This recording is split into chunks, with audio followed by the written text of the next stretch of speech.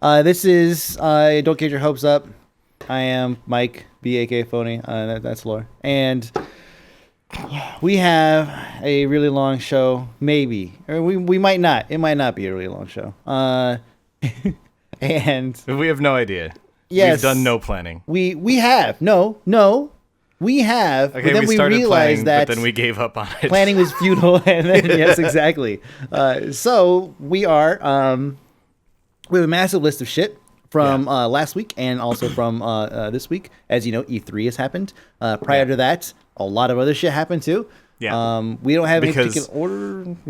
Yeah, it's not cool anymore to actually release things at E3. So lots of people decided they were going to get out ahead of E3 with their own shit. So Right? And seriously though, with the Sunday shit that goes on, like, do we really need 2 days before the floor opens conferences? Like, they can't just stack them all together? Like, there's a lot of time in one single day, you know? They could probably do it. Yeah, it's ridiculous. yeah. It's like holiday sales that start the month before, you know? Yeah. Get a jump on Labor Day, you know? It's like, come on. So what's up, man? How you doing? I'm doing good. That's good. Been busy as fuck. Right. Yes, I'm sure, especially with the Warcraft thing that happened. Yeah, there was this movie that came out. I don't know if you heard about it. But it's called Warcraft. Mm-hmm. And you've seen it, right? Yes. Oh, yeah, I saw it. Yeah. So yeah, I was directing the and doing a lot of the organizing for the broadcast directly from the they called it the global premiere. Like, that was what Legendary officially called it, was the global premiere. Mm-hmm. It had already been out in almost the entire world, and there's another country, I forget exactly which country it wasn't getting it for another 3 days. So it was about as global a premiere as, I don't know, about as global premiere as the World Series is. I'll put it that way, where it's really just America and maybe Canada, but that's about it. But yeah, I was directing a live broadcast directly from the quote unquote global premiere, which is the whole celebrities walking down the carpet, and there's the whole press shoot thing happening, which was cool because I don't think anyone's done that before. So Wait, done a live stream from the... done like a live hosted broadcast. I mean, there's been Joan Rivers is there talking to Right. people on regular TV, but there hasn't been a online live stream directly from a premiere like that before, as far as I'm aware. I could be wrong. This is definitely the first time I've seen one with Twitch chat involved. I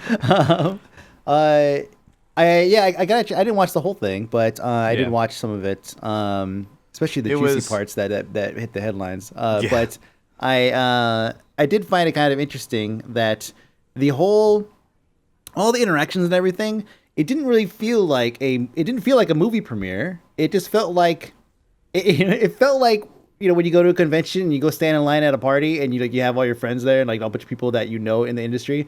It felt like that. It was there's those other people that and they're just hanging out at this place. Yeah, the problem was it felt a lot more movie premiere for the last 20 minutes of it, because that was when everyone decided to show up. Mm-hmm. The problem was, the way these things normally go is they're going to play the movie at a certain point, and a bunch of press stand around next to a bunch of props and just wait for celebrities to show up, and the movie talent and everything to just show up and be like, hey, yeah, I'm here. Yeah, take a couple pictures, do a little short interview about how cool the movie is, walk into the thing.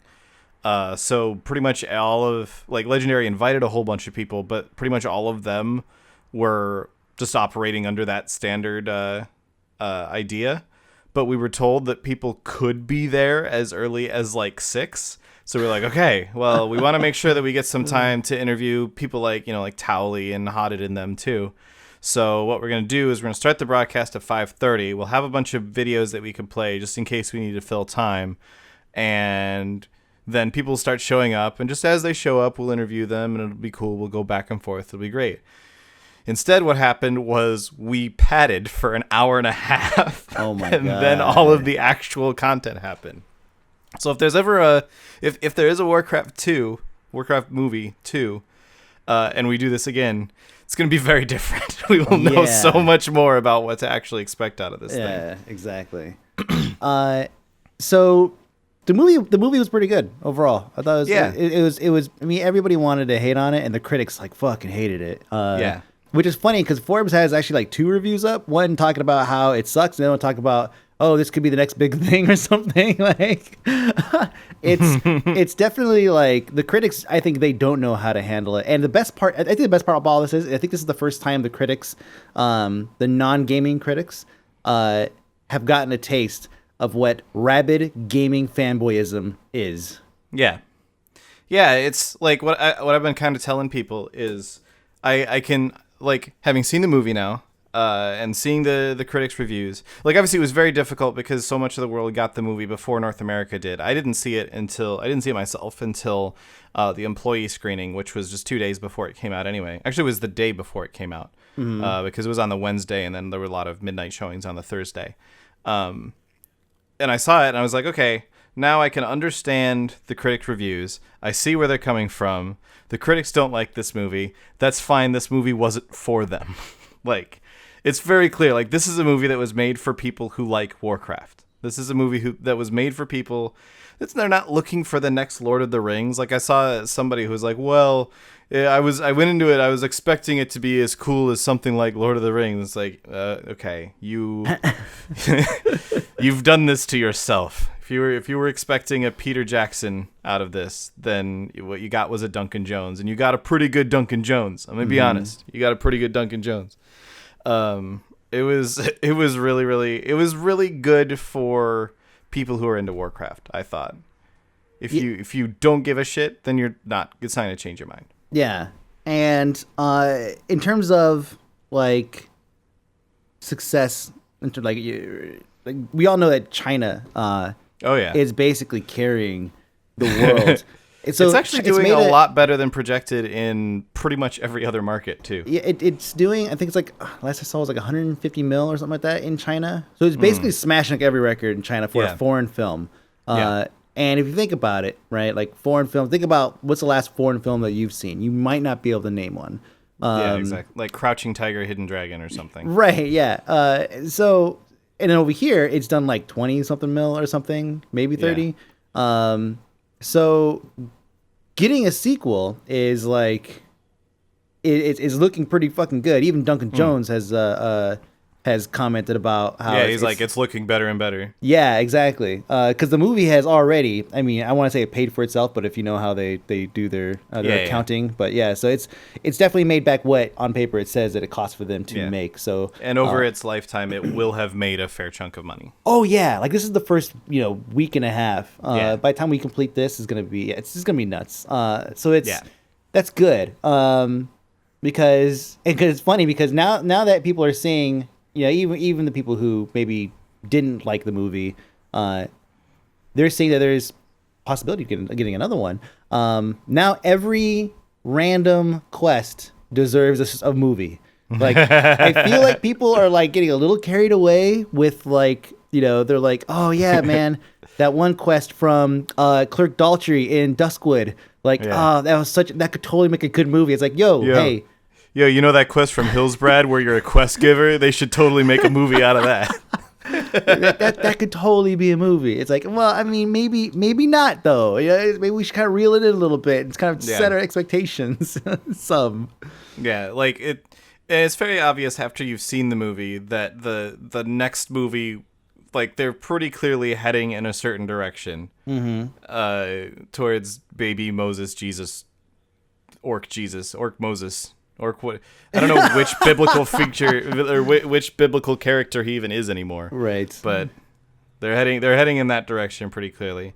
And yeah, there were lots of like things here and there, like, oh, this wasn't quite. I'm not gonna spoil anything, but like this wasn't quite how it is in the games. But I feel like our audience, we're just used to that at this point. So like when I see, this character, they were supposed to do it for this reason, but instead they did it for that reason. It's like, Yeah. Yeah, it was. I feel like it was tailored towards the. There was a bunch of things that I felt were kind of tailored towards the Wrath crowd. I felt, which kind of made sense because that was like the peak. You know, like everybody, a lot of people that I know, anyways, came around Wrath. So it's. I feel like there's a lot of things in there that was like that kind of nodded to that one big thing in particular. But yeah, it's just. I'm looking forward. I'm glad they made a shitload of money off of it, and that it's making a lot of. There's a lot of sites, non-gaming sites, that are looking at it and they're like, huh, like this might be the one. You know, this might be the one gaming movie that actually is the exception to the rule. It's like it's kind of like, oh, sequels suck. Well, Rush Hour 2 and 22 Jump Street. Like it's like maybe they don't all suck. This could be the one that breaks the mold. And in gaming terms, the sequel is usually the better one anyway. Like Warcraft, Orcs and Humans versus Warcraft 2. Easy, Warcraft 2. Yeah. Mass Effect versus Mass Effect 2. I think a lot of people would say Mass Effect 2 was the overall better package. Quake versus Quake 2. Like, it goes on. See? Yeah. Yeah. Diablo versus Diablo 2. Man, it's all day. Yeah, exactly. Torchlight versus Torchlight. No, I'm just kidding. I know. That's like, should we just list every sequel here? Because we could probably do that. I was trying to think of one where the second one I enjoyed less, and that was the only one that came to mind. But yeah, no, it was definitely like I watched it with a friend of mine, Fleg, and Olivia as well, and like we came out of it and we were talking about it, and we sat and we like picked at pieces of it for like 2 hours. We just sat there talking about the movie and like, oh, this bit could have been a little bit different, and that character wasn't played quite how I would have wanted, and it would have been better if they'd gone into this a little bit more than going into that sort of stuff. But at the end of it, we're like, yeah, but we still had fun. We still enjoyed the movie. And we'd watch another one. Yes. Like, okay. Yeah. Good. Fair enough. Well done. This is what the movie needed to accomplish. So I would give money for another one of these. Yeah, exactly. Like I would watch this one again, and I don't do that. Like when I've seen a movie, with very few exceptions, I will probably never watch that movie again in my life. But yeah, that's true. Yeah. Warcraft, I absolutely will watch again. I'll probably watch it again in the theaters. And then I will buy it on Blu-ray and watch it again at home just because, and that's probably just because of, you know, who I am and how I have fairly close connections with World of Warcraft. I don't know if you know this or not. Yeah, you're pretty biased. I am absolutely biased, but fuck it. I liked it. So yeah. Cool. I give it a solid 5 out of 7. Oh wait, I think I get that reference. So what else happened? So like immediately after the Warcraft movie came out, like the morning of the Warcraft movie, I want to say, some shitty console game announced its next expansion, and now I just want to play that shitty console game again and again and again and again. They're drawing me back in, man. I'm going to play Destiny again. I swear we talked about this, though. Did we really not? No, we talked about... So we talked about the, like, leaks and the quote, oh, is it going to be this? Is it going to be that? And we talked about if they come out with another expansion, yeah, absolutely, we'll play it. But that was all prior to them actually announcing it. Like, what the fuck? Yeah. Yeah, it's funny, we talked so much. Yeah, you're right. We talked so much about the okay, yes. Wow. Yeah. So they're adding a raid. Yep. Good. You get a big black Gjallarhorn. Yes. Which is good cuz I miss Gjallarhorn. We are fighting mutant Fallen. Cool. In this one, I like the Fallen. I like the Fallen storyline. I'm totally down with that. Right. And what else? Oh, and the new armor looks well, the glimpses that we've gotten looks fucking great. It's like Viking style or something. The big thing, the really really big thing for the Destiny expansion is Bungie is finally saying fuck last gen. Yes, that's right. I was like, God, there's something else I'm forgetting. Yes, it's a pretty big deal. Yeah, like they're saying, no, you know what? This time. So obviously the game has been doing pretty well for itself previously with trying to make sure that it can be ported to the Xbox 360 and the PS3. Like it's been functioning on the Xbox 360 and the PS3. I honestly think that a lot of the issues that there's like core Destiny issues, things like, well, there's these maps, but it's not real. It doesn't really feel open world, and it feels kind of like on rails. You sort of like every area that you go to kind of has a ring that you can run throughout it. Yeah, and the ones you have that an area, don't and then you have like 2 connectors to like another area. Yeah, exactly. And like you can kind of go in circles, and the areas that you can't go in circles are just annoying because it's hard to get back to the place. I honestly think a lot of those sorts of issues are because they're trying to make sure it can still load on last gen consoles without being a completely different map. So my tinfoil hat conspiracy theory / wet dream is that for Rise of Iron, what they're going to do is actually, since they're not doing last gen consoles anymore, they're going to be able to push the current gen consoles even further and be like, okay, now we've got wider open areas. We've got more people on screen at once. We've got all of these, there's so many different things that you can do as a result of that. That I'm really, really excited for. I'm also I'm just excited for them to not be bound by the restrictions of the previous gen in general anymore, because there's just a lot that comes with that. Yeah, and the thing that I think that nobody's really, they didn't hint towards at all, but I'll freely speculate on, is by dropping like shitty, specifically the PS3 architecture, I think they might have a better opportunity here to divert resources to make a PC version of Destiny. Yeah. The other thing that I just thought of, which is kind of related to that, is you remember a while back, Microsoft was like, yeah, we're going to allow Xbox One to communicate with other platforms. Yes. And, they talked. Yeah. Yeah, and we were talking about like Rocket League is already PS4 and PC cross-play. But not Xbox One and PS4. Like Xbox One is just its own little ecosystem. And Rocket League was going to be one of those games that now the Xbox One could communicate with the PS4 and the PC players. Maybe this is an opportunity for PS4, Xbox One crossplay on Destiny. Which would be exciting because I have a couple friends that just bought the wrong console. Yeah. And they're like, I don't want to buy another one. Let me borrow one of your PS4s. And I'm like, no, I need those. I love how it's like, it's they bought the wrong. They really did. Like, seriously, if you play Destiny and you bought an Xbox One, you fucked up.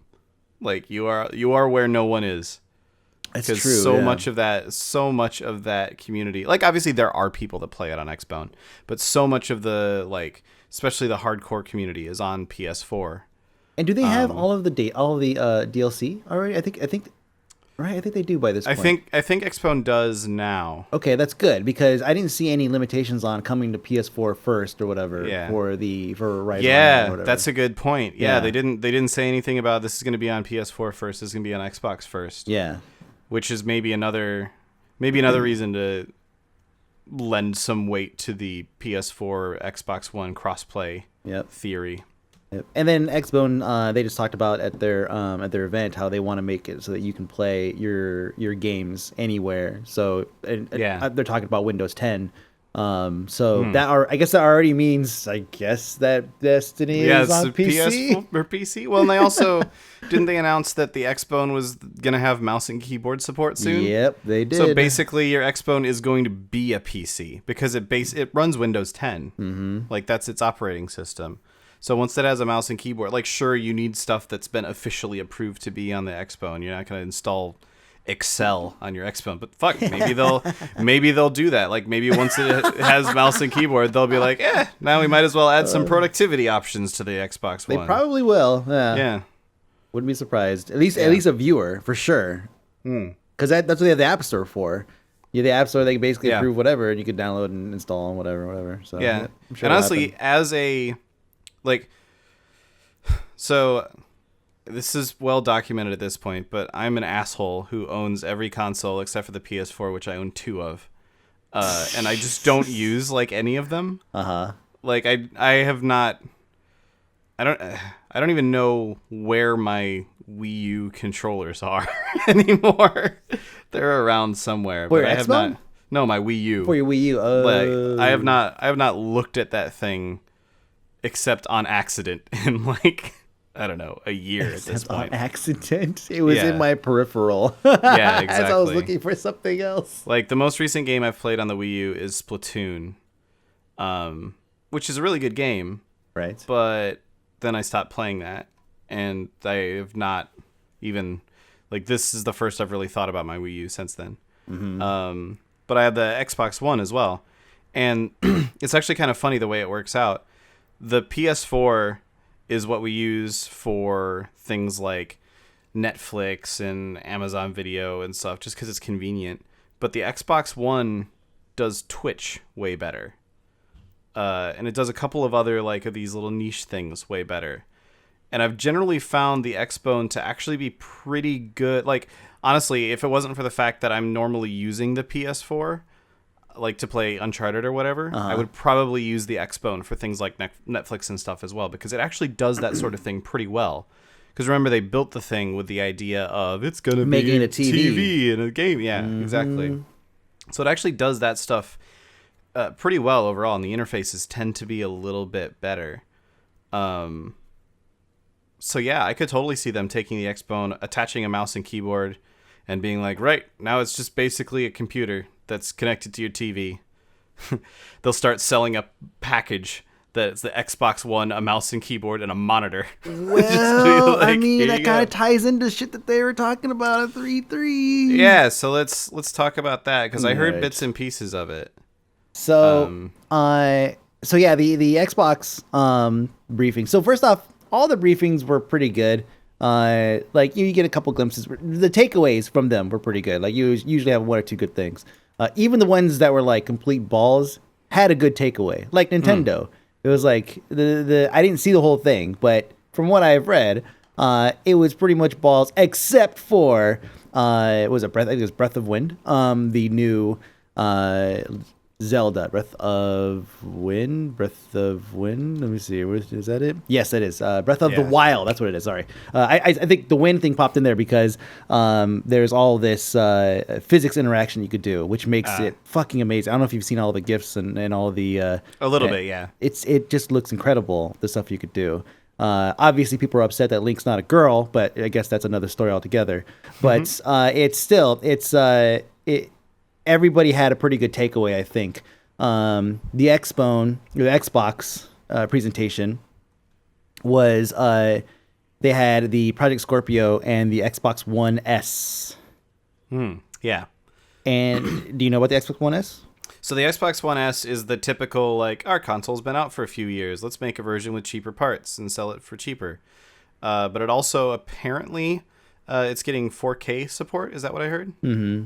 For Blu-ray. Movies. For Blu-ray. Yeah. For Blu-ray, it's getting 4K, which is good. I mean, it'll still have a garbage resolution for gameplay compared to the PS4, but they can't win them all, I guess. Yeah, it's. They also, I thought it was kind of funny. They said high dynamic range support for video and gaming delivers richer, more luminous colors in games like Gears of War. I thought that was kind of funny because, as a photographer. I hate those kinds of as a blank comma, but I have to. HDR, the process of HDR and how you can apply that look and effect is so incredibly simplistic that it was actually done to death already in the photography world and laid to rest. I use Instagram. And no, it's even Instagram doesn't have an HDR effect because it's so played out. It's so shitty looking. When overdone, mind you, when overdone.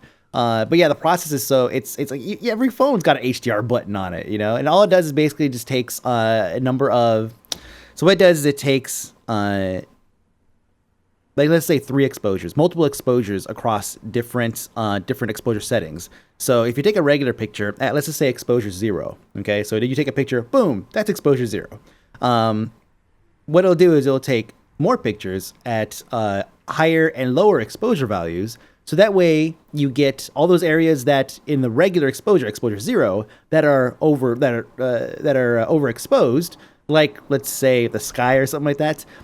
It will, when you tone it down to like exposure -2 or something like that, then you now can see the sky. But the problem is now all the shadows are like pitch black. You get no detail there. So the HDR is a process of taking all of the data that exists and that is not exposed, over or underexposed, and applying it to one single image, and it gives you a huge range of colors to work with. So it's funny because it's a process that, again, any iPhone in the past 4 years can do, and I'm sure every Android phone in the past 10 years could do. And now it's like we're seeing it in like games as a pitch. It's like, oh yeah, now it supports HDR. It's like, oh, okay, so basically some of the shadows won't be like pitch black. We'll be able to see like that rock shape in that shadow, and like it doesn't feel like that's really a perk. It just doesn't feel like a perk at all. It's like more contrast, higher quality pixels. Yeah, that's pretty funny. That was a pretty funny meme that popped up. It made no sense. Now I know how my cat feels when I tell her about how I was doing stuff I in World of Warcraft. explained it like you were 5. I explained it. Anyways, yeah, no, yeah. I get what you're saying. Like saying a dynamic range is like whatever. Like this isn't actually. It sounds exciting, but it really isn't. Now, okay, yeah. So Han in chat says, AKA reshade or speed effects. That's speaking more like, okay, now I can see why this is something that would take a lot of processing. I feel like, yeah, anyway, it doesn't matter. This is probably just me, honestly. So moving on. Everyone else went, oh, HDR. Yeah, those are 3 letters. It's like, oh, that sounds really fancy. And I'm like, that sounds old as fuck. And it's like, yeah. Oh, well, now I get it. Okay, you're right. You're good. I get it. So there's it's the smaller Xbox too, by the way. Yeah. It's 40% smaller. 40%. That's a big deal. Or, well, small. It's a big deal, especially because the original Xbone is fucking massive. Yeah. Yes. This is not small. So yeah, they're coming out with the Xbox One S. It's coming out in August, I think they said. Mm-hmm. Yeah, pretty soon. It's coming out for $300, $350 if you get the 1 terabyte version. And then there's going to be a limited launch edition 2 terabyte version for $400. I don't know how they're spending $50 on 500 gigabytes of storage, but whatever. That's they how can they do what get they you. want. That's how they get you. The other one, Project Scorpio, is actually coming out not terribly soon, but not terribly long either. It's going to be holiday 2017. Mm-hmm. But this is the one that really, really interested me, because it's kind of their answer to the as yet unannounced PS4K, where it's the same console. It's an Xbone, and it can play all the same Xbone games, and it's not going to replace the Xbone, but it's a little bit better. It's got the 4K gaming. It's got some virtual reality stuff in it. It's got a stronger GPU. Like there's a bunch of like just little upgrades in it. I say little upgrades. 4K from the Xbone is actually a pretty huge jump because it's only like it's not quite 1080 already. It's like what 960 or something like that on the regular Xbone, something like that. Some weird resolution that people make up so that they can say it's high definition. Just barely meets the standard. Just barely meet. Yeah, it's better than 720, so that's good. 722.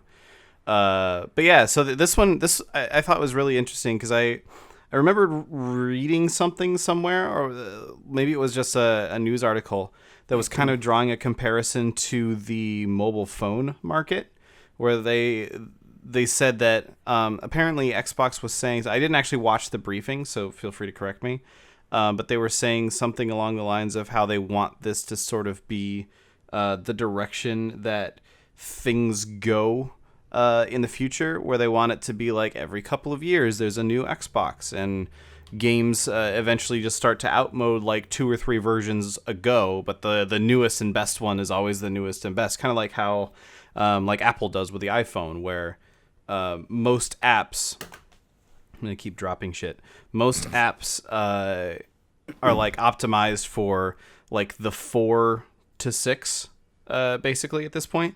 And if you go earlier, like if you're still on an iPhone 3, then why? Well, usually it'll tell you because the iOS itself iOS OS is the one not actually be supported. Yeah, exactly. So this is only compatible with iOS 7 and above. Yeah, exactly. I think iOS 3 is still stuck on iOS 6.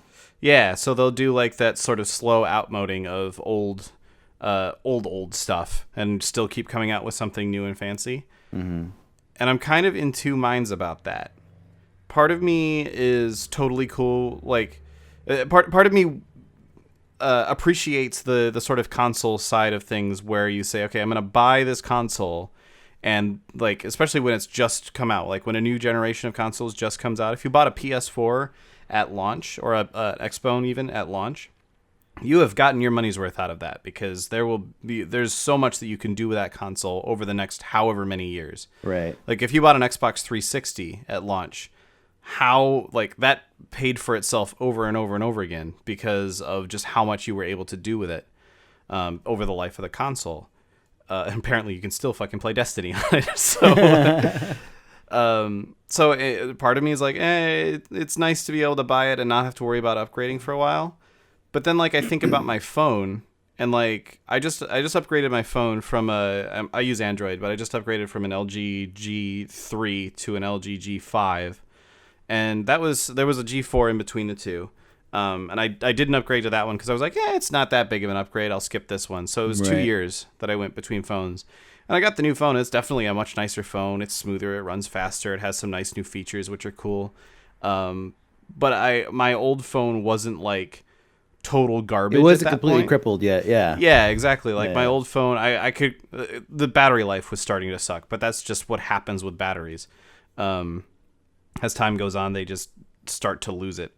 So I was like, okay, I can see this for consoles kind of working as well. If it's like, I've got we'll say the Xbox One S and it's lasted me for a while and maybe it's time to go for the Xbox 3G or something, like maybe it's time to spring for that brand new Xbox that just came out.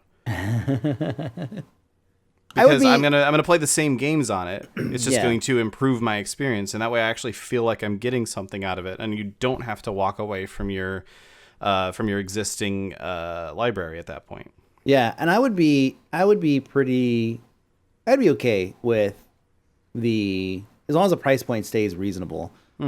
So it is worth noting, yes, that the Xbox One S does not come with a controller at that price point, or at the price points listed. But that's weird. Huh?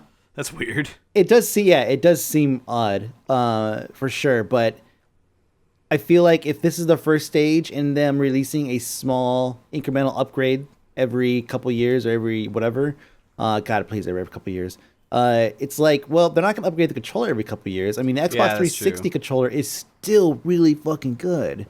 Yeah, and I guess thinking about it from another angle too, like maybe you want to get the One S and you want to get the Pro controller. Is that what they called it? The Xbox Pro controller? Yeah, sure. I forget what they called it. The one with all the extra buttons and shit on it. Maybe you want to get that controller. So if you had the option of buying a One S with a controller that you're not going to use for $350, or without a controller for $300, and then you buy the other controller on top of it regardless, then I guess that kind of makes sense. Yeah. So, say we could beat up the Project Scorpio all day. Oh yeah. But I think that there's some other things here that were pretty notable that that Xbox has come up with. So first off, right now Xbox community pretty much works. Xbox Live community pretty much works like you have a friends list, and that's pretty much it. I think anybody that's ever played any MMO ever knows that just having a friends list is not enough. Yeah, that's garbage. You need another layer there to separate your friends, because all your friends that play that game are not necessarily all the friends that you would play the game with. So Xbox Live is going to be bringing in something called clubs, clubs which are basically clans or groups. Yeah, of it's guilds. like this is the one that has a direct PS4 analog because it's also like communities on PS4. Yeah. And the other two that they announced that I think you're about to get to are very cool. Yes, you talking about the LFG? Yeah. Yes. So LFG, It's funny because we joke about how Destiny doesn't have LFG and all that stuff, and that's why you have DestinyLFG.net and DestinyLFG.com, 2 different sites made by 2 different people, by the way. That's why you have sites like that pop up. So maybe this LFG thing was something that's been in development for a long ass time, and they just haven't been able to put it in. Because I seem to recall the LFG thing being something that was mentioned a long time ago. So it's not something that they just pulled out their ass. It's like, hey, so they're doing clubs, let's go and do this. So so that's great. And we all know how LFG works. So that's something they're putting in. An arena. Yeah, that's the one that really makes my brain start ticking like crazy. They're doing this online tournament platform, which is just built into Xbox Live, and that is huge. That is massive. Mm-hmm. I was actually just at I was just thinking about this the other day because I was at MLG Anaheim. I just went over there and stopped by to say hey, because largely because MLG is running the WoW North American tournaments this year. So I was like, yeah, let's just go. They invited us out to see how things work, and yeah, it'll be cool. I'll see how things are going. But also, while I was there, they had their Call of Duty tournament going on, and I was noticing that pretty much there were some PCs set up, but pretty much everything was PS4. Yeah, which is a departure from not too long ago when it was pretty much all Xbox. And obviously, like we were talking earlier, like games like Destiny, pretty much everybody plays on PS4. Division, pretty much everybody plays on Xbone, and that largely tends to be a function that comes down to who has paid the most money to which of the 2 people has paid the most money to the developers to give them exclusives. Right. Like if you like Destiny, obviously, got a whole bunch of PS4 exclusives, or at least like early releases, and so that's why people play it on PS4. Division was the other way around. They got a bunch of Xbox One early releases, and so if you're playing it on a console, a lot of people went for the Xbox One version so they could get that stuff earlier. The Arena on Xbox Live thing, having that built-in tournament platform is the sort of not directly tied to any of those games, but still very valuable things that a lot of people might start to say, like if we haven't heard anything about this from Sony as of yet, but I would be very surprised if they're not also working on stuff like this. Right. But if for some reason Xbox ends up being the only one to come out with this sort of thing, a lot of people will start to look at something like Overwatch, which doesn't necessarily have exclusives either way, and say, you know what, I'll play it on Xbox Live because that way I'll be able to get into the tournaments, and I'll be able to play the tournaments. Yep. And that'll start to... go ahead. Oh, I was going to say, this, and because of the ease of being able to set it up, it allows anybody to be able to do it. And there are people that are known in these other areas that we don't have any clue who they are. They may not stream on Twitch, they may stream somewhere else, but they're known in their circles. Yeah. Well, and those circles tend to, when the pro scene, like when the people that really want to be able to play in these tournaments, and they like. So I know from a publisher's perspective or in a game developer's perspective, like obviously Blizzard's having all sorts of conversations about which direction should, like if we're going to support Overwatch as an esport, which direction should things go in? And that's an ongoing conversation that I'm not part of. So I don't really know what direction any of that is leaning at the moment. But obviously that's a conversation that has to be had. And so if you just look and say, all right, well, we should do it on Xbox because Arena makes this so much easier to run these things, like that's a good nod for Xbox. And also just even outside of the developers, like if you're a startup, like if you're trying to run your own league, like say you just want to put together I'm trying to think of a good example, some sort of Destiny PvP league, for sake of argument. And it's going to be a lot easier for you to do that on Xbox Live. You're going to gravitate in that direction, which means that the pro players, the people that want to compete in these tournaments, are going to gravitate in that direction, which means that the streamers are going to gravitate in that direction, which means that the people who are watching the streamers are going to gravitate in that direction, et cetera, et cetera. Like that's just the market that we have nowadays. Wherever the top players are is where everybody tends to sort of gravitate towards. And so having little hooks in there built into Xbox Live like this that can grab those pro players, there's a very strong trickle down effect from there. Yeah. Yep. Yeah, it's gonna be massive. Like that one feature is gonna be pretty big. Notable games that are exclusive. So Forza Horizon. Now I'm not big into the Forza scene. Yeah, me either. I played it a little bit, but Forza Horizon 3 highlighted a ton of off-roading stuff. They highlighted so much off-roading shit. It makes me feel like, and this is without looking it up, this is the first time that they're actually really, really pushing and going in depth with it. They had Baja, nice. super trucks. They had buggies, of course. They had all kinds of stuff, and it made me feel like, wait a minute, like, is this? It was so. First off, Baja and Supercross and super trucks and all that stuff. Anything related to mud is like my number one favorite racing thing to watch. Even if it's tractor pulling, right? I will watch tractor pulling over the Indy 500 any fucking day of the week. And I love I love Indy. I really do. But it's just like, that's just unfortunate. This is the way that it falls for me. So Forza Horizon 3 is coming as a Xbox One and a Windows 10 exclusive, because they're pushing really hard for this whole, hey, if you buy a game, going forward on the Xbox One, it will also work on Windows 10. So that's something I'm looking forward to. The other one is like even a regular Forza game. I think it's worth noting. I'm not super into them. You're not super into them, but they're still basically printing money. Like, there are a lot of people that are really into Forza. So yes, that's a very strong contender, even without all the potential other stuff. Yes. Did you see any videos on Sea of Thieves? I did not.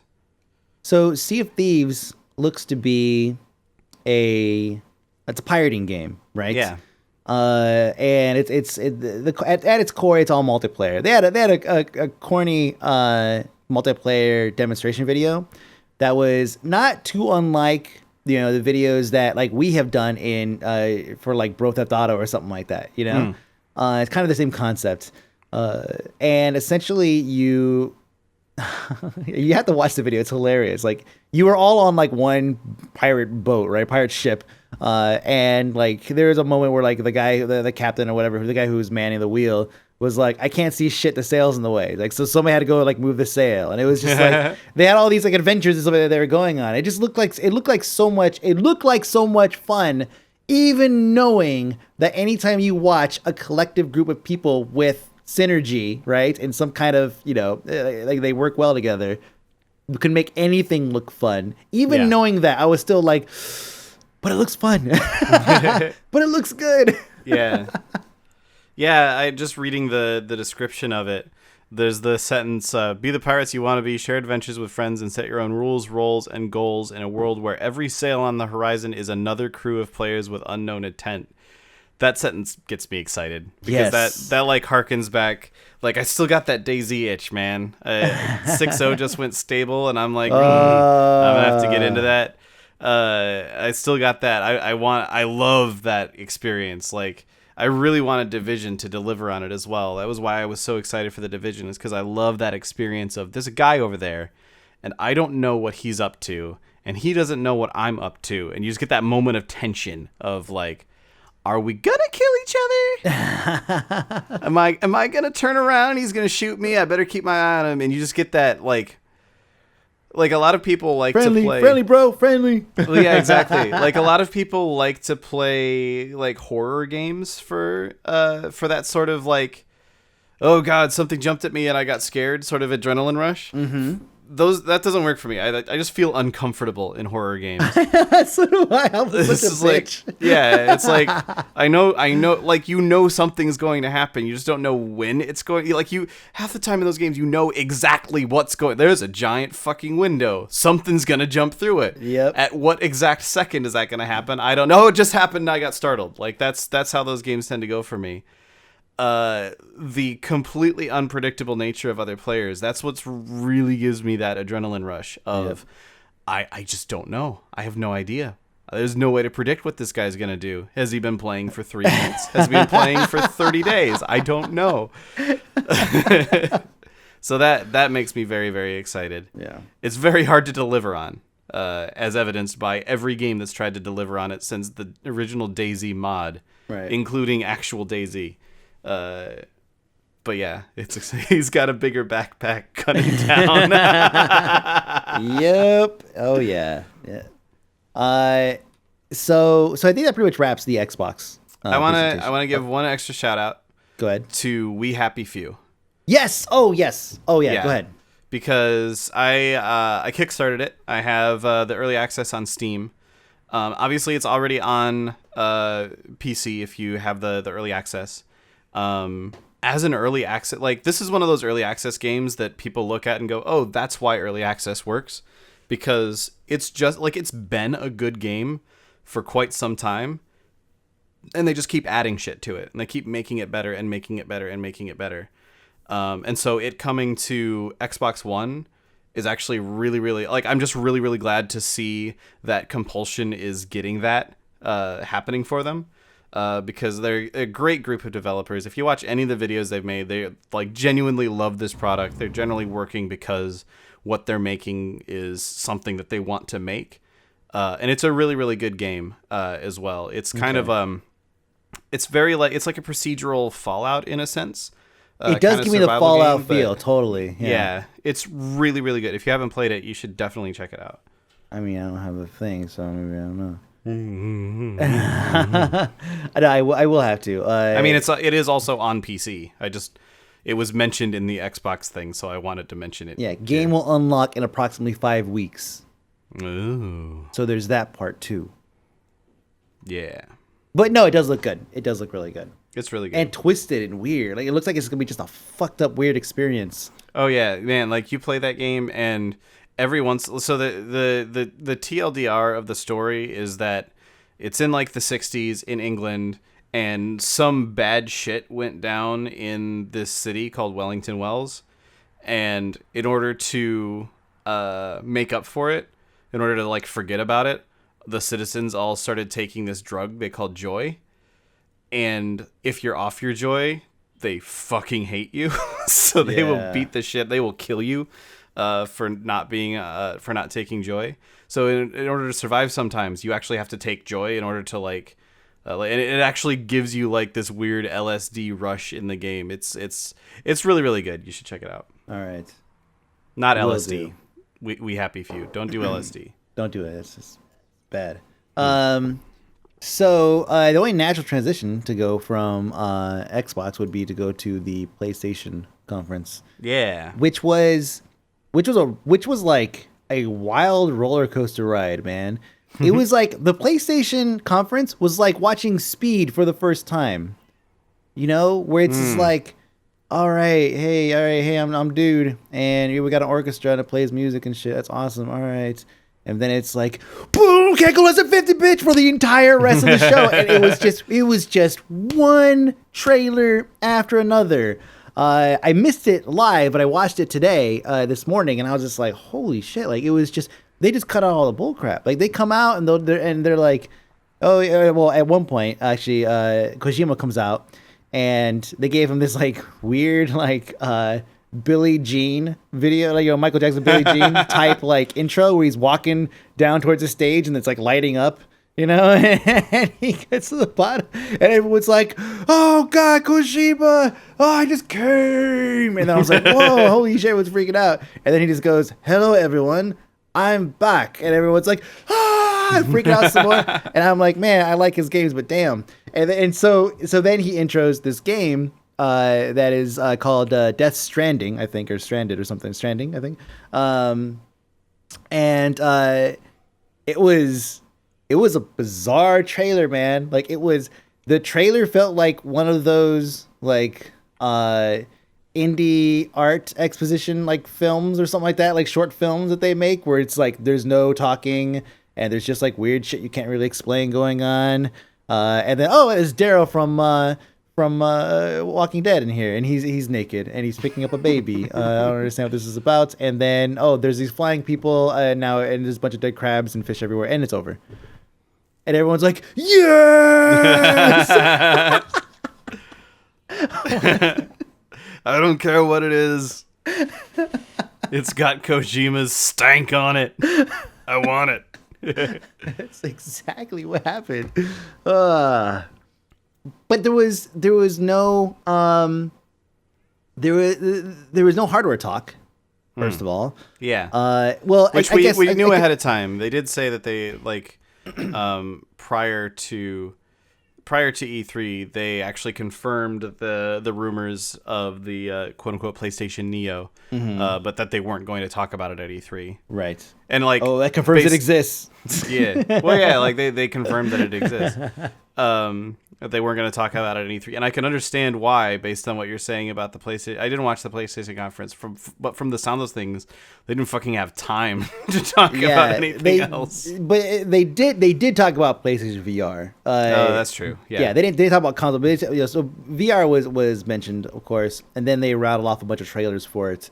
They had Resident Evil 7, which I guess is mildly controversial, because it doesn't look like a Resident Evil game. It's not third person. You don't have a gun. I don't know. Like, so it's Resident Evil minus all the residents and minus all the evil. Yeah, it's. I mean, the environment looked cool for like an Amnesia game, but it was kind of like, okay, cool. Then there was Battlefront. They announced a Battlefront X-Wing VR mission. And it was like, okay, cool. That looks great. Obviously, having played Elite in VR, I can imagine this is probably just as good, if not better, because it's Star Wars, right? Yeah. They had Final Fantasy 15 VR, which I thought was like, what? Like, that's kind of weird. And then they had like Batman and I can imagine Final Fantasy 15 VR. The whole purpose of the VR is to just make people sick every time there's a random encounter, and it does like the swoosh, like zoom in, and all the pixels go everywhere animation. Yes. From like the older Final Fantasy games. Oh god. Yeah, so you could teleport yourself around, but it was still kind of like, oh, all right, It was a bit weird, yeah. Yeah. Farpoint. I'm trying to refresh my memory. I've seen so many things today. Let's see. Oh yeah, Farpoint. Yeah, you're on a planet and you're walking around. No. It's an exploration game. It looked fairly interesting, but it just looked like a lot of other exploration, like alien planet exploration type games. I want to point out that PlayStation VR is launching on my birthday, so just saying. There you go. Hey, happy happy birthday to me, PlayStation. But don't I worry. feel like it's Sony personally thanking me for all the PlayStations I've bought. Don't worry, no one's gonna have one because they've already announced that they're gonna have shortages. So there you go. So don't worry, your birthday will come and nobody will be playing VR. My birthday will happen and no one will care. And no, they will care because no one's gonna have their VR. I was gonna have a VR birthday party though. A PSVR birthday party? Yeah. We're all just gonna hang out and blow out imaginary cake.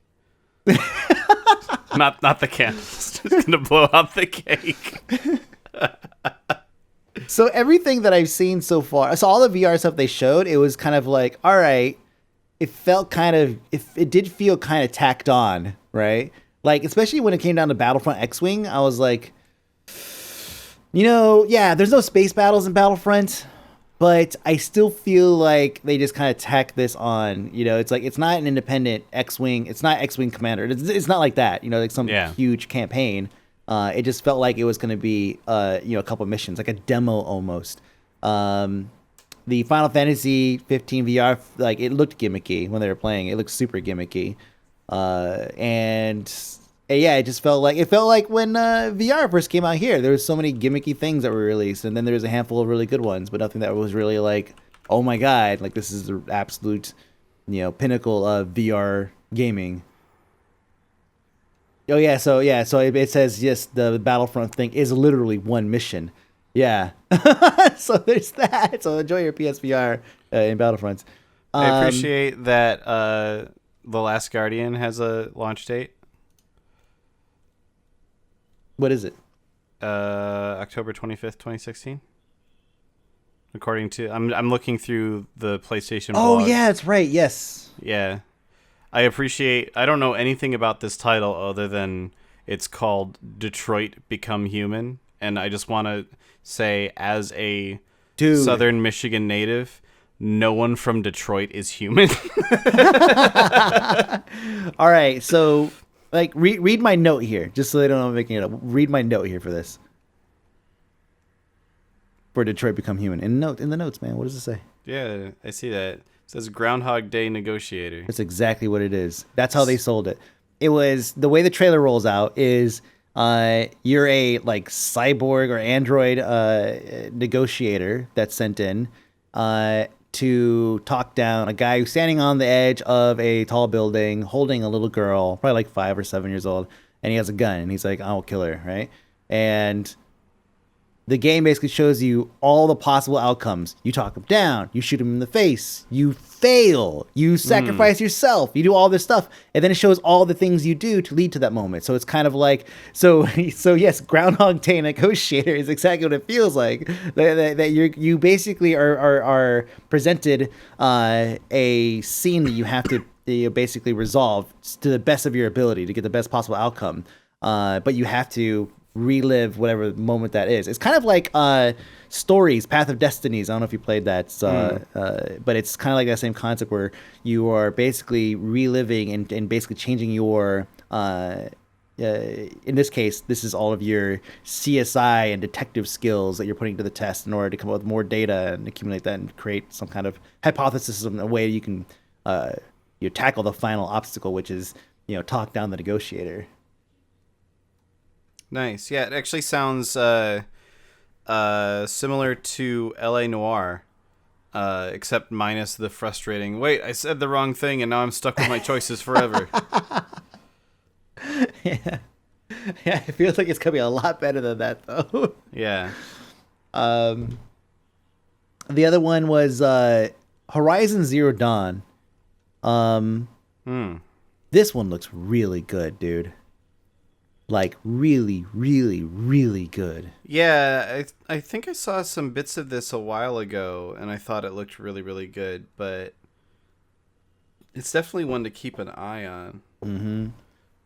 It's so all the animals, all the animals. Well, I want to say animals because they're all like super fucking smart because they're like robots. Basically, imagine Skynet takes over, but instead of building human-like creatures, they basically build a bunch of like animals type things that just take over the planet. And so now all of your gazelles and your giraffes and your bison are all replaced by these creatures, these machines. Right. And you can tame them by hacking them. It's a very like primitive looking system. Like when you look at their characters, it's like it looks very primitive, but then they bust out these hacking tools and stuff like that. And if on paper, the way I'm describing it to you, sounds kind of corny. It's like, wait, what? They're primitive, but they're hacking. It totally works. Yeah, so I remember. I want to say it was last E3. I remember seeing some footage of this and going like, at first I thought it was a Monster Hunter game, but then it was like, wait, what? They shot a bunch of arrows and then I need to put. Stop dropping things. Yeah, I've thrown it across the room now. Like they were shooting a bunch of arrows, but now they're like hacking something. This is weird.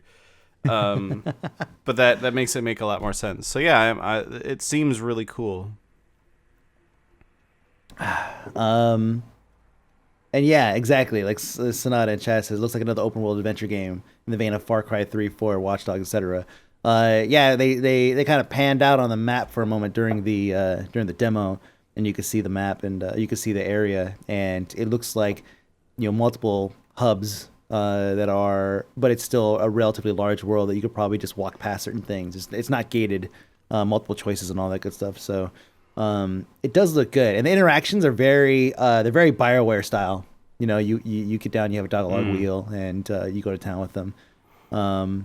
I saw that they've stolen your Mechanized Brawler League idea.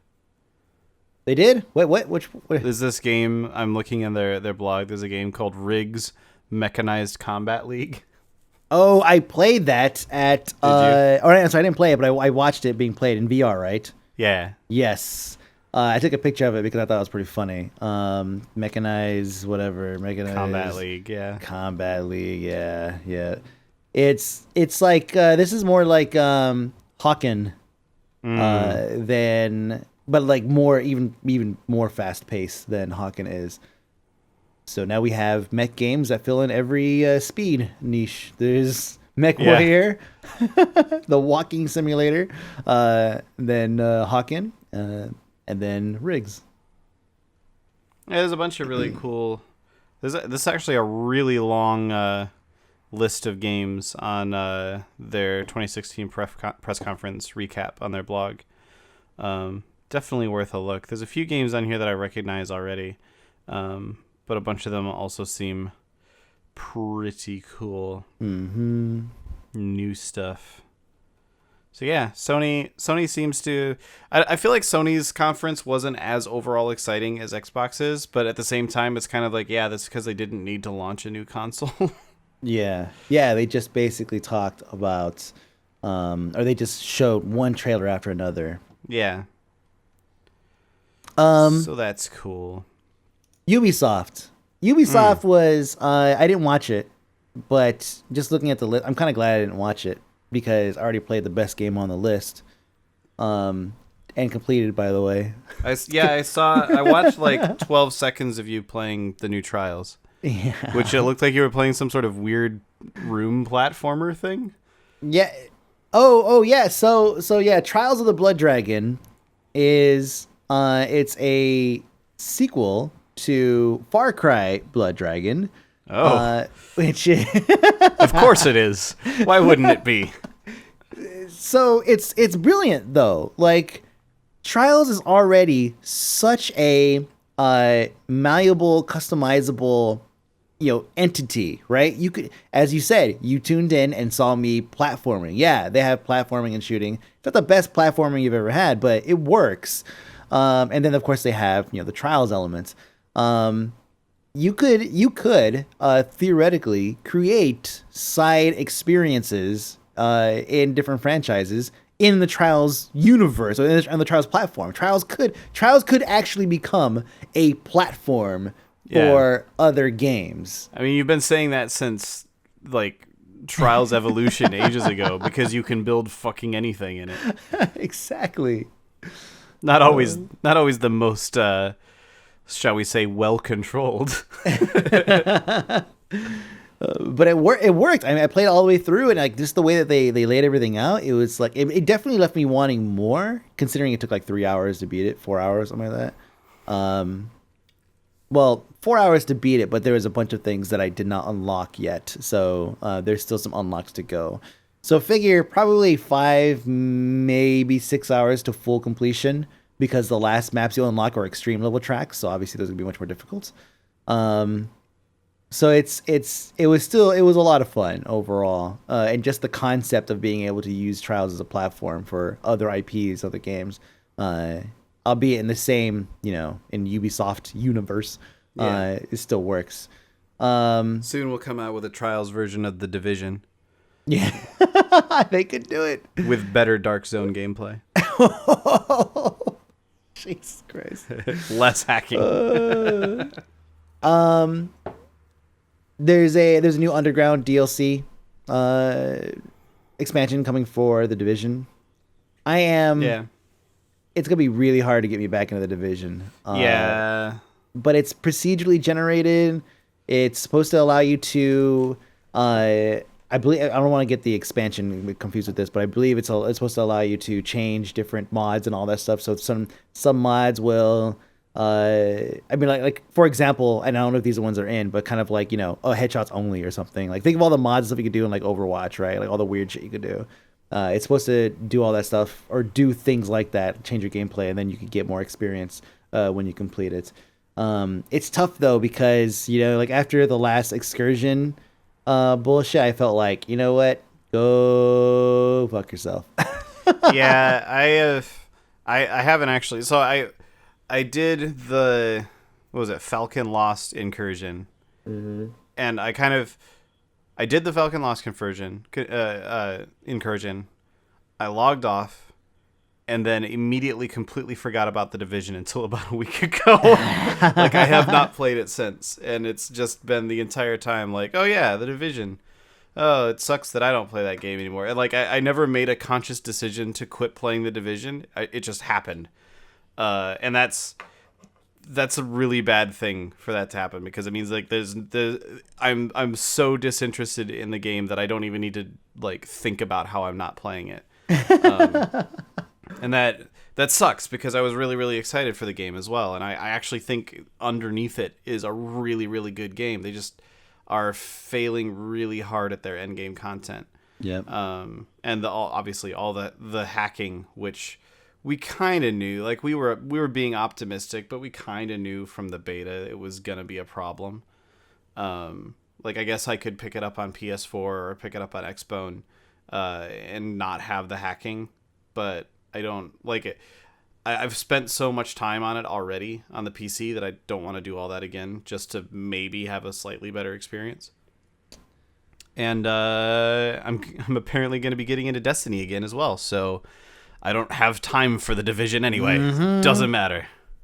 There was some new Fallout stuff announced, and that reminded me that I haven't played any of the new Fallout stuff yet. I haven't even played Lost Harbor yet. We'll get there. We're getting there. That's the next one. Don't jump the gun. Oh, did I jump the gun? You jumped the gun. Okay. Well, now that we're over the gun. So Watch Dogs 2.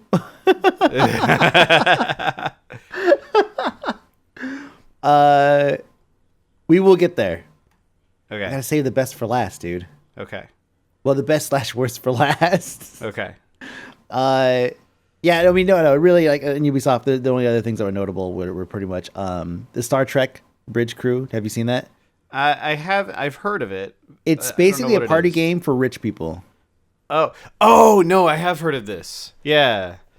It's you have to have. It's where you have to like buy all the different like parts, and you actually have like a bridge crew sort of thing. Yeah, so you have a bridge crew, and you guys are all on the bridge, and you can look around and see the other players on the bridge. And you can have, engineering, captain, and navigations, and weapons, and all that stuff, right? And security. So you can have like all of your players in there. But it's it's like you have to have 3 other friends that have VR. Yeah. To be able to play the fucking game. It looks really fucking cool, but I have a feeling that it's gonna be there's gonna be very, very few people playing this game. Like, I would love to experience this, like in a party setting or in a or at a convention. Is it exclusive to any particular VR, or is it at the very least cross-platform? Like, can you have someone with an Oculus playing with someone? Yeah, it's all major. So okay, all cool. HMDs, or all major HMDs, I should say. Cool. So that's something at least. Yes. You don't have to convince all of your friends to go buy a Vive or something. Exactly. And then there's Watch Dogs 2. So, which I am the same way. It's like, it takes place in San Francisco. That's the big thing. Oh, it's San Francisco, which means that anybody who's never been to San Francisco will be like, yeah, that's San Francisco. So that's pretty much it. So I think that's all like the biggest thing that came out of the Ubisoft thing. Pretty much it. So yeah. Fallout. Yeah, Bethesda.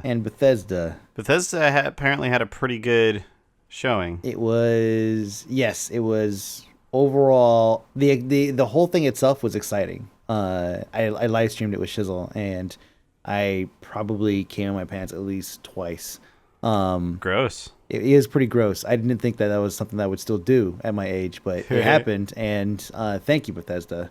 So yeah, they came out swinging with Quake Champions, which I was like, yes, because Quake, right? Yeah. And I was pumped. I was just like, yes, Quake.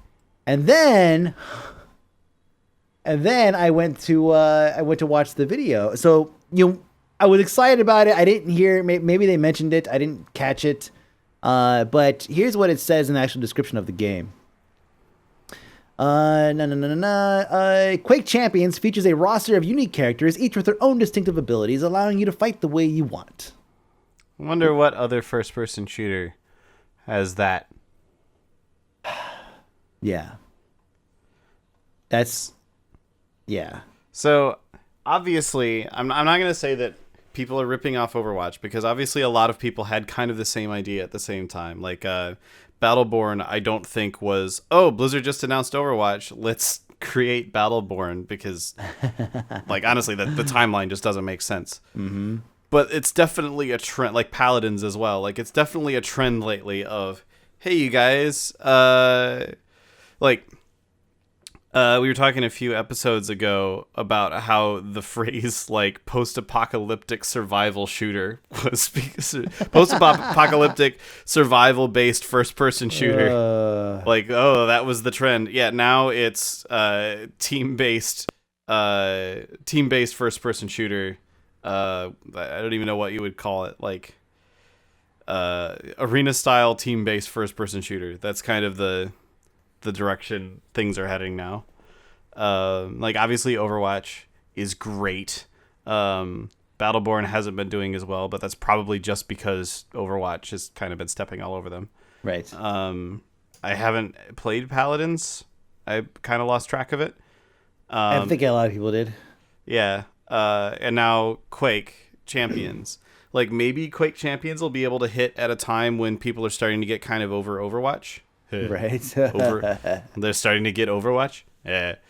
And maybe that'll be a good angle for them. And they do say that it's arena style, which to me sounds different than Overwatch, because Overwatch is very, like, capture the point, push the payload, advancing through a level.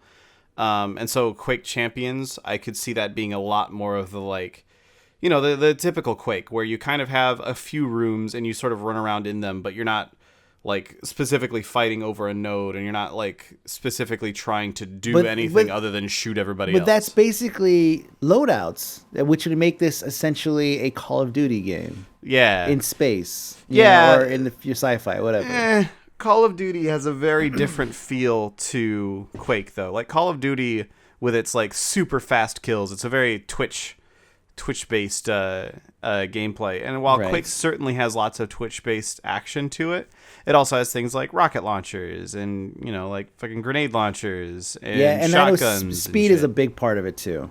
Yeah, like Quake, you've always moved fucking fast in games like Quake. And the twitchiness isn't from the, oh, it's going to be, I'm going to be able to kill this guy as long as I lock onto him faster than he locks onto me.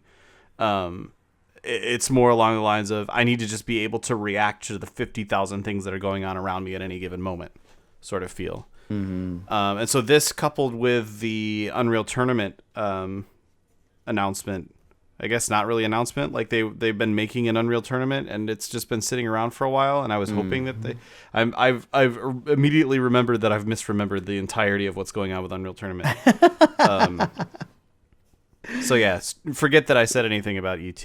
But no, man, we could talk about UT because it is pretty much the last true arena shooter that's new. You know, that's new and happening. But they're still an alpha. But it's an alpha that totally works. Like, we had our own server that we were playing, that we play on a bunch of times, and it was fucking fun. And everything worked because, you know, all the balance, everything is still there from the previous Unreal Tournament games. Turns out they've made a few of them. Yeah, exactly. And it worked, and everything just looked better, and it still played at, you know, 1 billion frames per second, and it just felt good. And so I was disappointed when I saw Quake Champions, because it was like, well, I mean, literally, you know, the arena FPS was, like, made big because of Quake 3 Arena.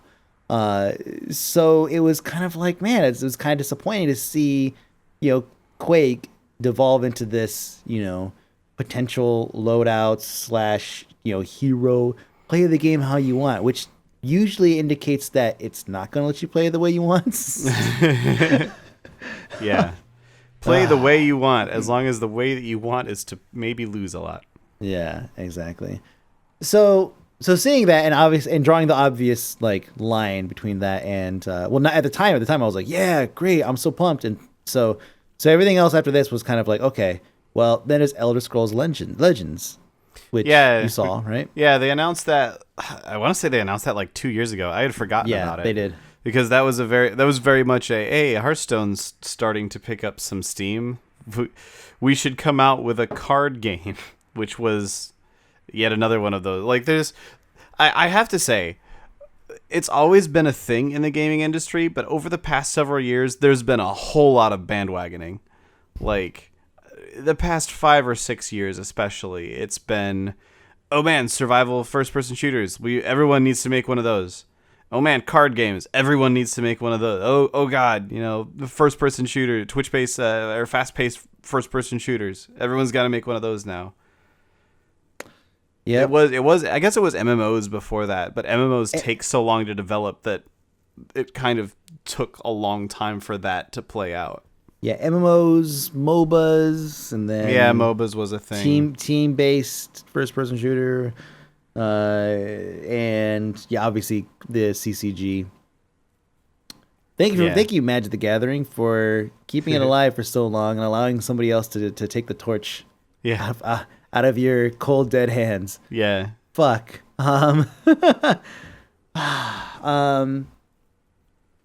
Yeah, so I mean it looks cool. Like the concept is actually a little bit, so you go in with a kind of a lighter deck than you would in like Hearthstone and Magic. Yeah. You go in with 10 cards.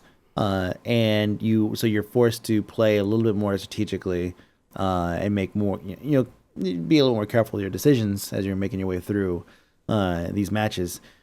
And honestly, the entire experience may not at all be like Hearthstone, right? But it's the fact that it's a card game that after the fact, when I read that line in the description for Quake Champions, that I was like, oh my God, that's basically Overwatch. Oh my God, that's really fucking Hearthstone. Oh my God, what are they doing? Well, they're coming out with an expansion for the Elder Scrolls Online.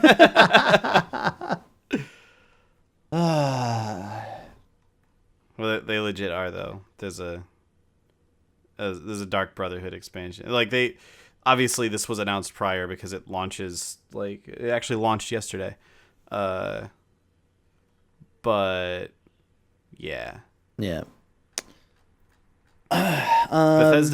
Bethesda is they're definitely doing a lot of, with the exception of what I would call their flagship titles like Fallout and Elder Scrolls, like the Skyrim and such. They do seem to be trying to diversify a lot, which is understandable, because that's what Blizzard's been doing, and it's been working pretty well for us. Mm-hmm. So I can totally see why Bethesda would also want to do that. It's a generally smart strategy. Yep. Yeah. Take over the world. and then the Fallout 4 expansions happened. Yeah. And you obviously know about these. I have heard of them, but honestly, I have been so buried lately that I haven't been able to look into them nearly as much as I want to. So sing to me the story of. So you have played a little bit of Fallout Shelter. I've played a little bit of Fallout Shelter, yeah. All right. So that's the Vault Tech Workshop thing. Yes, it is. Which is like Fallout Shelter, but in Fallout 4. Mm-hmm. And you get to like run experiments on them and shit. Yeah. So that's interesting. Because that really gets into a lot of the... I think I was explaining to you on this show like ages ago, the whole like, this is Vault Tech. This is why the vaults exist. It's because of all these weird social experiments they were doing, etc. Yes, because at the time, before Fallout 4, I had very little Fallout experience. Yeah. And so I jumped into Fallout New Vegas and played that a little bit right before Fallout 4, just so I could kind of get a taste of the world. Yeah. But prior to that, you basically gave me the earful of like how all these things work. And I was like, wow, that's really it is. It's a very intriguing concept. Yeah. Yeah. So being able to sort of live that out a little bit and be like, all right, make your own vault, get people to go into the vault, and then experiment on them. I'll be interested to see to what extent the experiments can be.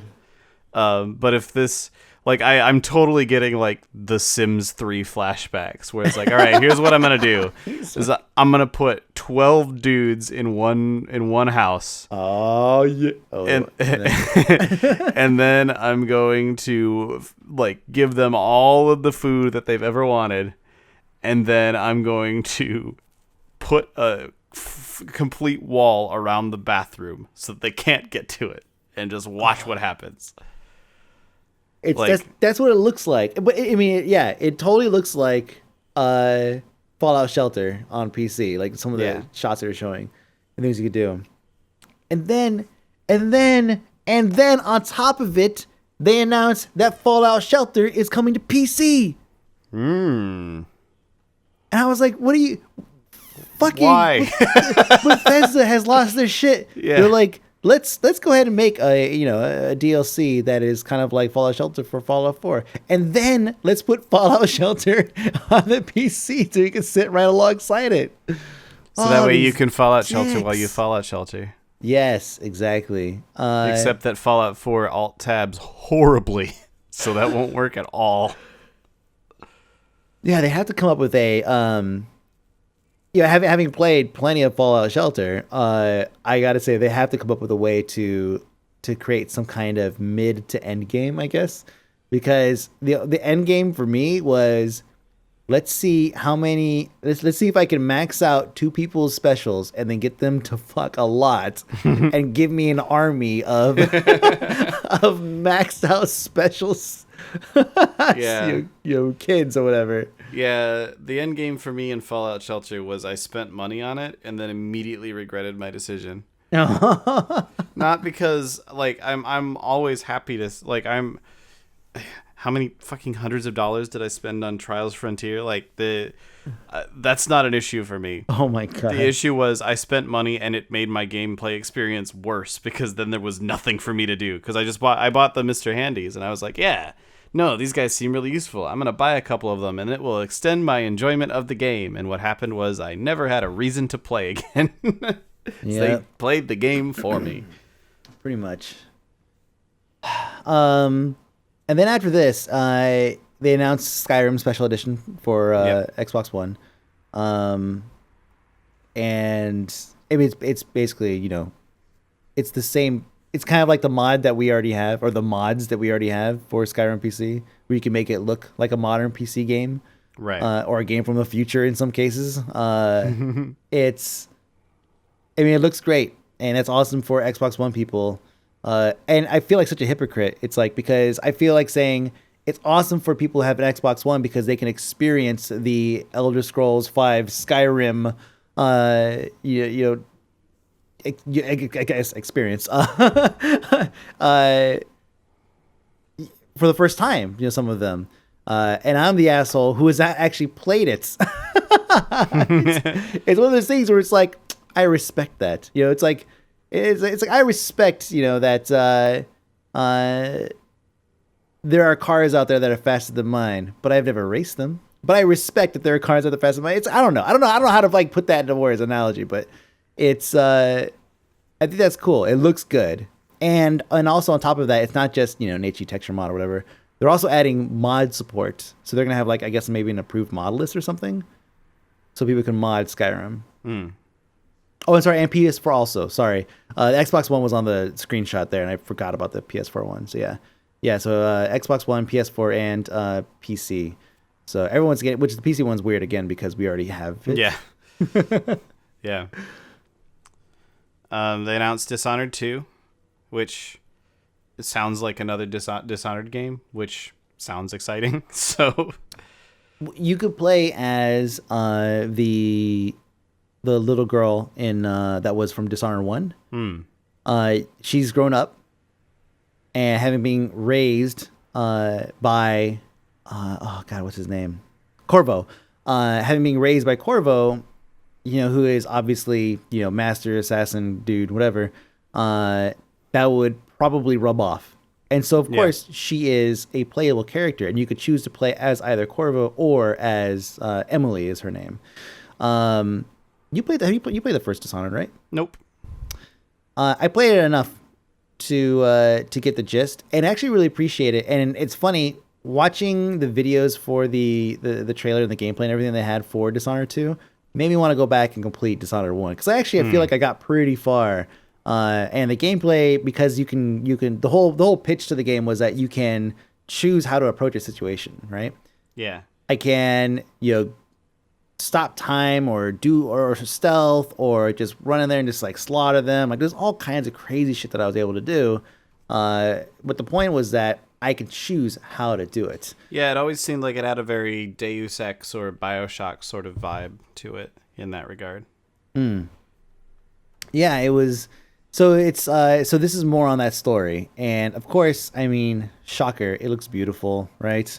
The world that they created for Dishonored is something that I really hope that they spin off titles for, because when you create something that's so unique, like it's steampunk, but it's like steampunk, and the era is so. Like it's like they have carriages like horse and buggy carriages without the horses, but it's just like steam powered like carriages or whatever, and they look fucking cool. Everything in that game just looks good. And I feel like they after Dishonored 2 or whatever, whenever they're done circle jerking around this series with Corvo and Emily, they could probably come up with a couple really cool spin-offs in that same world. Yeah. They also solidified which VR product I will be buying. They decided for me. Yeah. Which VR I'm going to get, which is going to be the HTC Vive. Smart choice. Yeah, because Fallout 4 is going to be released for it in 2017. And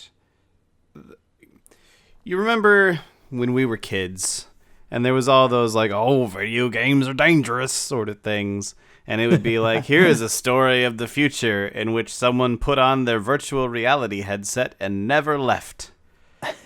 That's going to come true. It's like Ready Player One, basically. Yes, exactly. Story. Yeah. Or that weird episode of Sequest. Yeah, no, I'm gonna get a Vive. I'm gonna get Fallout 4 on it. And I'm just going to die. Like that will be what kills me. I will not leave. I will be attempting to eat things with my weird little HTC Vive paddle things. Because I've forgotten how to function as an actual human. Yeah, I can't imagine like how that's gonna work and how. I mean, I can imagine how it's gonna work, but I can't imagine how it would feel. Like being in it.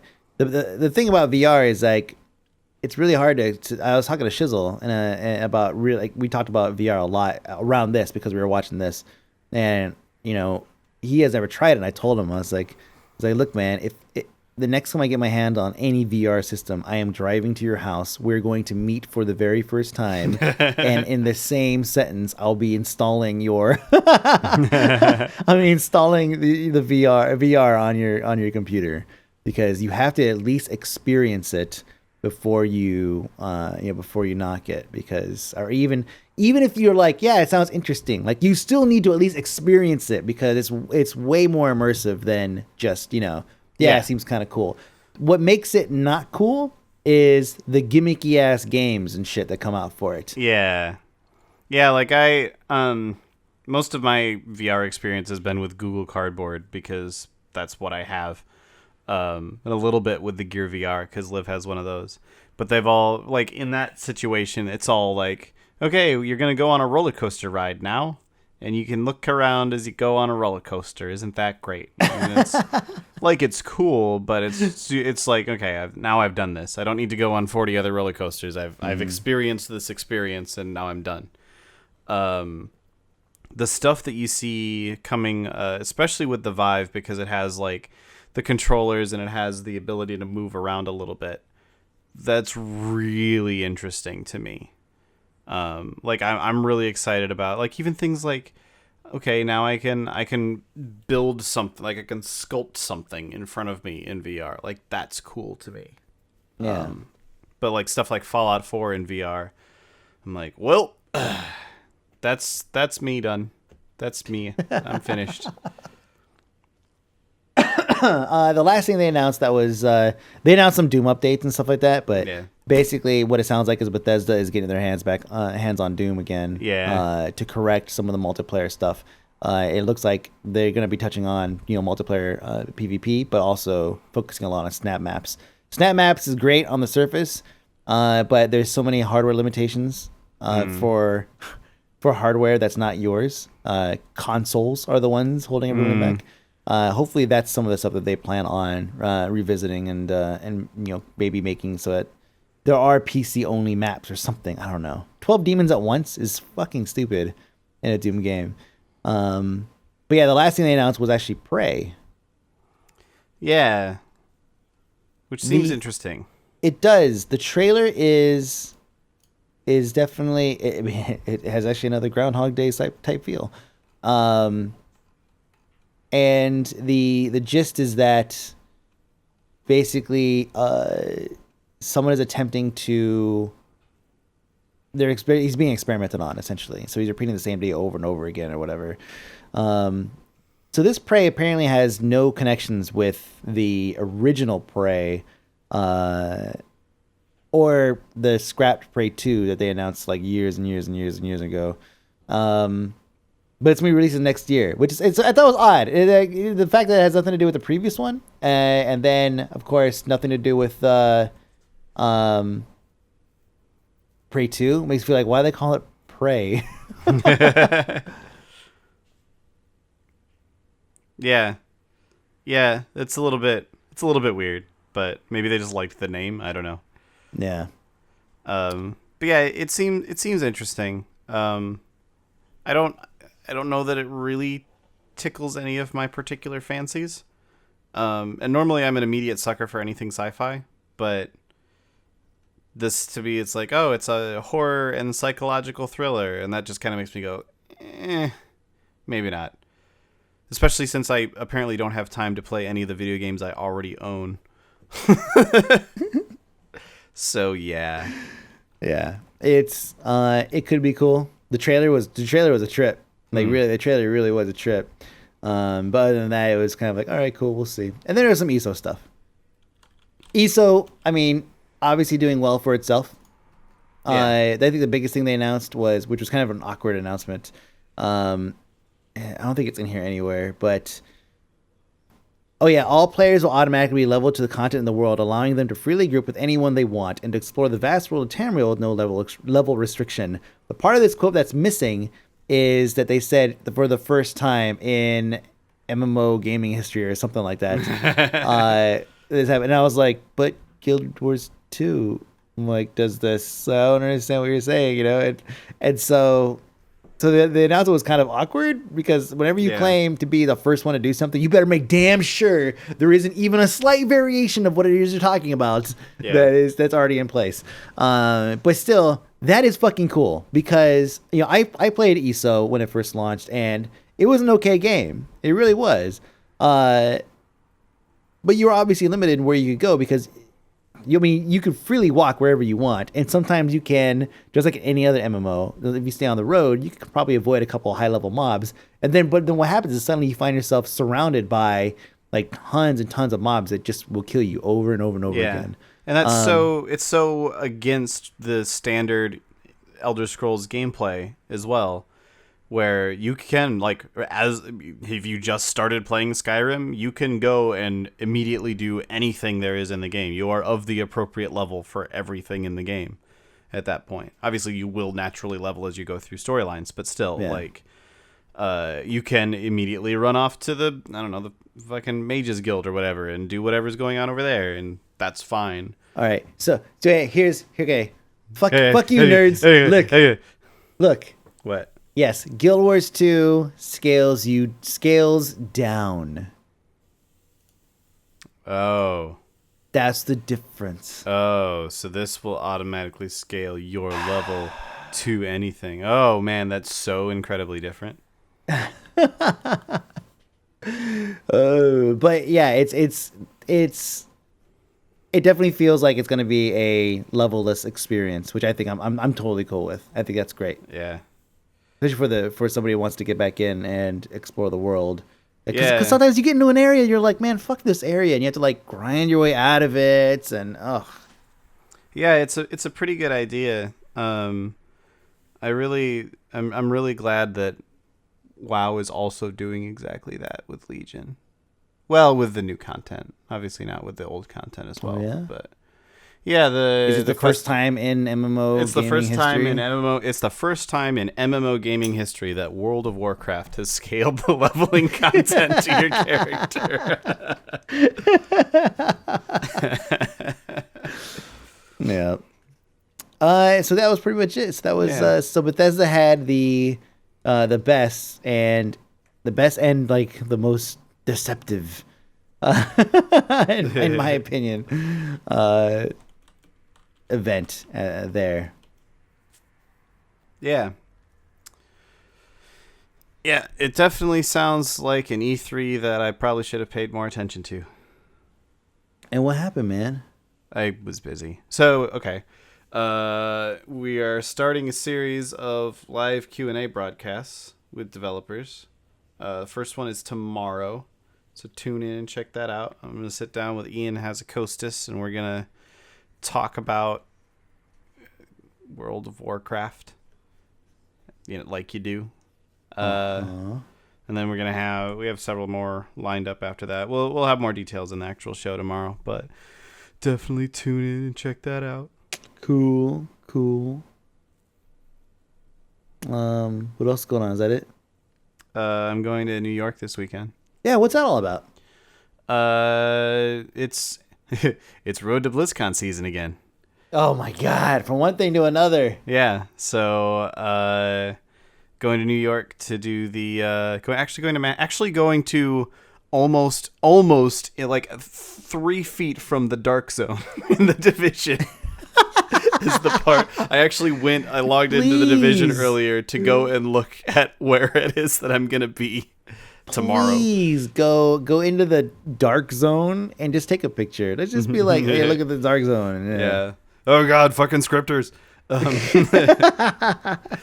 Yeah, so I'm gonna be over there casting WoW arenas nice. this weekend. And I'm not sure yet if I'm going to do the next couple of qualifier cups. It really just depends on my work schedule. I also turns out we're launching expansion in like 2 months.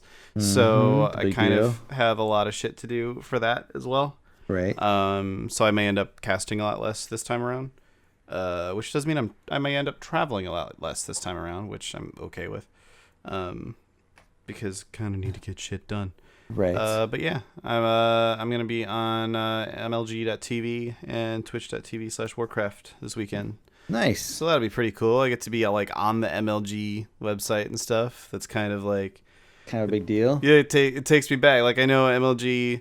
Like sure they've had their ups and downs, and maybe they're not as huge as they used to be nowadays. But still, man, like MLG, MLG is such a synonymous name, like it's such a household name in the gaming industry. It's iconic. Yeah, that's the word I'm looking for. Is iconic. Like you could say, "Man, I'm so MLG," and people who don't even know what MLG is will understand what you mean when you say that.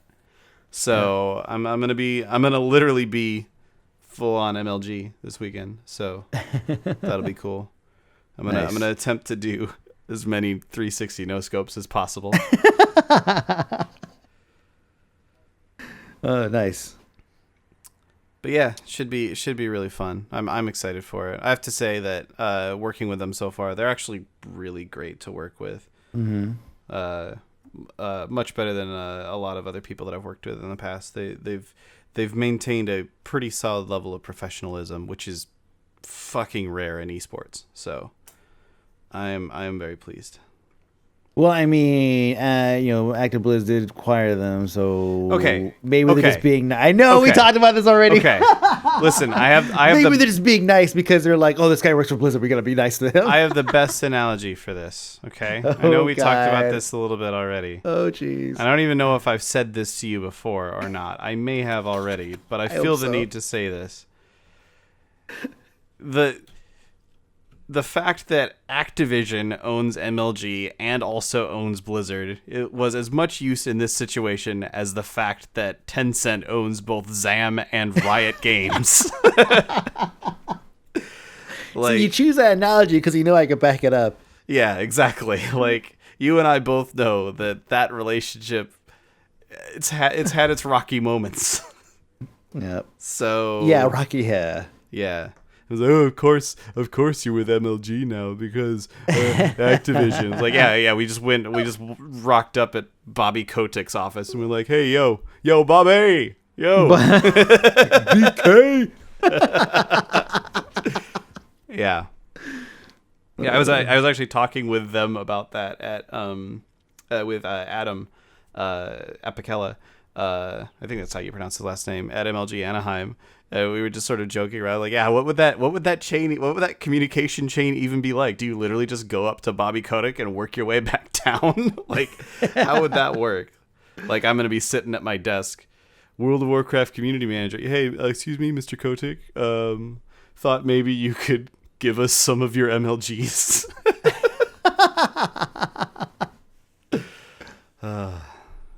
Yeah. Cool. Anyway. So yeah, I have a lot of shit to work on. And I do feel like since eThree is occurring, and last year's E3 was when I announced that I was working on a game, I feel like I should give a short update on where my what the latest that I've been able to work on for my my pen and paper card game thingy that I've been working on is. Oh, right. Okay. Update is I haven't done shit. Oh, good. Wow. I've been too fucking busy. Thank you. So there you go.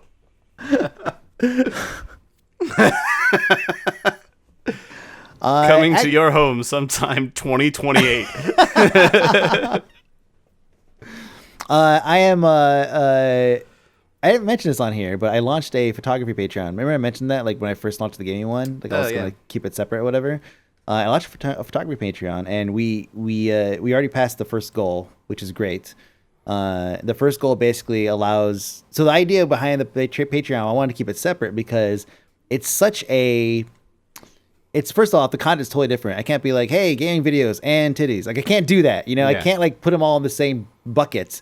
So some of us read that shit at work, yo. Yeah, right. So I wanted to keep one clean and the other one, separate for all the art stuff. And so the idea behind it was, it's not something to like make a profit off of. It's just like, models cost money, booking locations cost money, all that stuff costs money.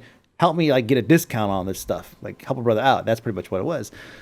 So we launched it, and Lindsay helped me launch. She was my first guinea pig, my first model, and all that. And it was, and it actually worked out really well because the idea was that we have different tiers for like different types of content or whatever. And at the lowest tier, you're still gonna get like something, right?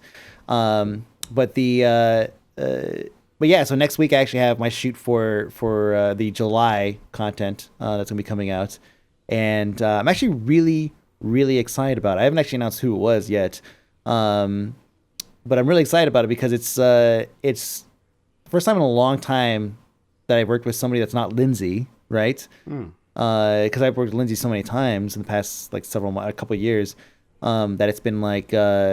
And squeezing in things little bits here and there. I think the last time I worked with somebody that wasn't Lindsay was like 4 months ago or something like that, 3 months ago. So I'm going to be doing a shoot here at the house. And I already have like this crazy idea of how I'm going to be basically gutting 2 rooms just to create 2 different scenes. I told my wife, I was like, all right, so you know where the dinner table's at? She's like, yeah. I was like, so that's going to be gone, right? I don't know where I'm going to put it yet, but it's definitely not going to be there for the shoot. And the rugs in the living room? She's like, yeah. I was like, well, that's going to be in the kitchen. So yeah, it's great. It's like, it's going really well. And I'm excited to be able to for, that people are helping me, get a discount on some of this stuff. Cause models are expensive, man.